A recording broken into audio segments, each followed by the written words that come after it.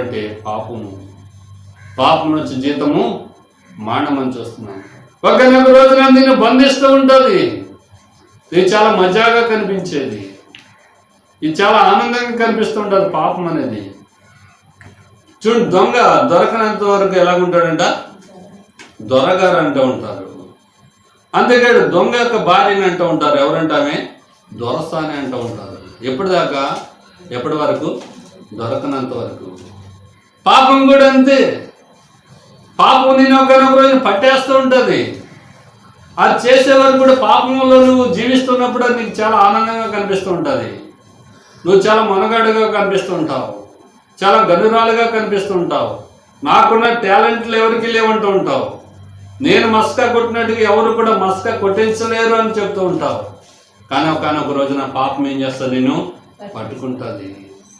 పాపము నేను పట్టుకుని ఉంటుంది.